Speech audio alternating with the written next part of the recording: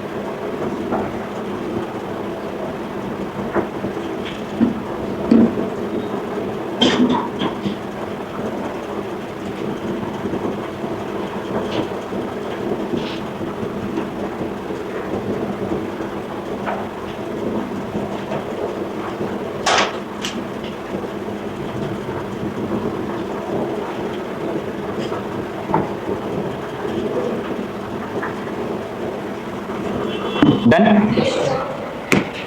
यहां क्या लिख रहा है? True test of electrification is repulsion and not attraction. बड़ा इंपॉर्टेंट। कोई बॉडी पे चार्ज है या नहीं, ये रिपल्शन से पता चलेगा, अट्रैक्शन से नहीं। इस पे सवाल आता है, क्यों? ध्यान से सुनो। मान लो ये एक मास है, ये दूसरा मास है, एंड दोनों एक दूसरे को अट्रैक्ट कर रहे हैं।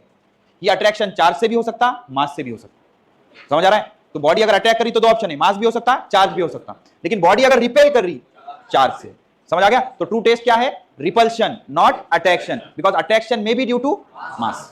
समझ आ गया? अच्छा, आगे क्या बोल रहा है? As attraction can takes place between charge and uncharge body and between two similar charge body.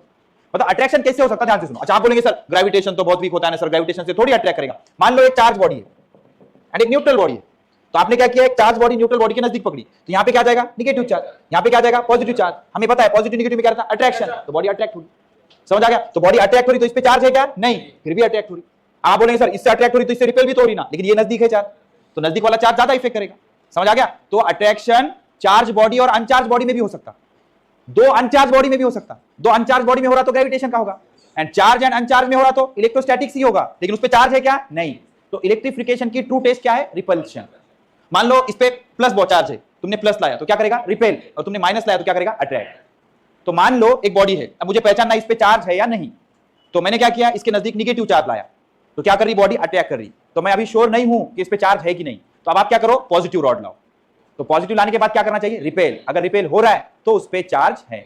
अगर वो न्यूट्रल बॉडी है तो निगेटिव रॉड से भी अट्रैक्ट होगी, पॉजिटिव रॉड से भी अट्रैक्ट होगी। जब तुम निगेटिव रॉड लाएंगे तो यहां क्या हो जाएगा? पॉजिटिव अट्रैक्ट करेगा, और जब तुम पॉजिटिव रॉड लाएंगे यहां क्या आएगा? निगेटिव, फिर भी अट्रैक्ट करेगा। तो बॉडी पे चार्ज है कि नहीं पहचानने को बोलते हैं टेस्ट ऑफ इलेक्ट्रिफिकेशन।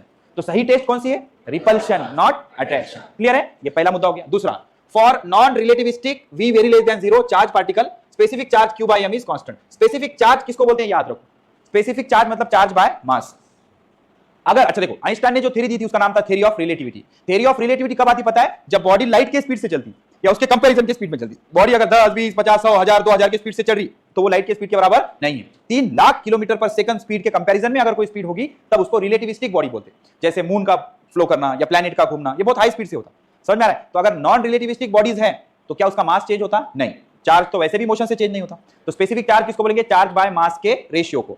तो बॉडी अगर नॉन रिलेटिविस्टिक है मतलब उसकी स्पीड लाइट के स्पीड से बहुत कम है, तो चार्ज तो हमेशा ही कांस्टेंट रहता। एंड बॉडी अगर कम स्पीड से चढ़ी तो उसका मास भी कांस्टेंट। तो q by m का क्या नाम रखा है इन्होंने? Specific charge. स्पेसिफिक चार्ज मतलब q by m, तो रिमेंस कांस्टेंट। समझ आ गया? अच्छा, बॉडी अगर बहुत हाई स्पीड से जा रही तो स्पेसिफिक चार्ज बदलता। Specific charge does not remains constant, charge remains constant. तो स्पेसिफिक चार्ज की डेफिनेशन क्या है? Sir specific charge is equal to charge by mass. मेरे भाई बॉडी अगर बहुत ज्यादा स्पीड से जा रही तो मास बढ़ता, स्पेसिफिक चार्ज कम।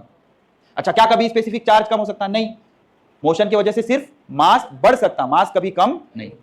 तो स्पेसिफिक चार्ज क्या रहता? Charge by mass, charge by mass. Body अगर बहुत हाई स्पीड से जा रही मतलब लाइट के स्पीड के बराबर तो स्पेसिफिक चार्ज कम होता। चार्ज कॉन्स्टेंट रहता लेकिन स्पेसिफिक चार्ज कम होता, क्योंकि बॉडी अगर हाई स्पीड से जा रही तो मास बढ़ता, मास बढ़ा तो स्पेसिफिक चार्ज कम होता। ठीक है? अच्छा, charge can be detected measured with the help of gold leaf electroscope, electrometer, voltameter. Voltameter मतलब एक डिवाइस रहता जिससे हम वोल्टेज गिन सकते हैं। तो चार्ज ज्यादा होगा तो वोल्टेज ज्यादा, चार्ज कम होगा तो वोल्टेज कम। दूसरा, इलेक्ट्रोमीटर मतलब ऐसी डिवाइस रहता जिसकी मदद से हम क्या गिन सकते हैं? चार्ज गिन सकते हैं। ये गोल्ड लीफ इलेक्ट्रोस्कोप कल बताता मैं आपको, अपने लैब में गोल्ड लीफ इलेक्ट्रोस्कोप किसको बोलते हैं। देखो इसमें क्या रहता है, एक कांच की बर्नी रहती है ऐसे, ओके, और इसमें क्या रहता है? ऐसा एक रॉड रहता, एंड रॉड को बाली की तरह, जैसे कान में बाली रहती ना, ऐसे लीफ रहते, लीफ जैसे दो छोटे छोटे मेटालिक प्लेट्स रहते, ये ऐसे लटकते रहते। समझ में आ रहा है? ये यहाँ पे अब आप क्या करो, किसी भी बॉडी को रब करो, ऐसे रब करो, रब करेंगे तो इस पे चार्ज आएगा, चार्ज आएगा। तो जैसे इस पे रब करके इस पे लगाएंगे यहाँ पे, तो ये चार्ज इस पे चला जाएगा, बिकॉज ये भी कंडक्टर, ये भी कंडक्टर। तो मान लो इस पे कौन सा चार्ज आया था? पॉजिटिव, तो पॉजिटिव चार्ज इस पे चला जाएगा। तो ये सारा कंडक्टर है, तो ये पॉजिटिव, ये पॉजिटिव, तो इस पे भी पॉजिटिव, इस पे भी पॉजिटिव। तो ये जो प्लेट्स पहले ऐसे जुड़ रहे थे, अब जैसे ही चार्ज किया ऐसे फैल जाते। क्यों फैलते? बिकॉज इस पे भी पॉजिटिव, इस पे भी पॉजिटिव, पॉजिटिव पॉजिटिव एक दूसरे को रिपेल करते। समझ आ गया? अब ये लीफ ऐसे ही रहेंगे। फिर तुम क्या करो, इसको हाथ लगाओ, जैसे ही तुमने इसको हाथ लगाया ये सारा पॉजिटिव चार्ज जमीन में चला जाता, फिर ये लीफ क्या होते? नजदीक आते। समझ आ गया? कल बताता मैं आपको, इसको बोलते हैं गोल्ड लीफ इलेक्ट्रोस्कोप। इसके मदद से हम चार्ज डिटेक्ट कर सकते हैं। तो ये तीनों पॉइंट बड़े इंपॉर्टेंट है। ओके, लिख लो फिर।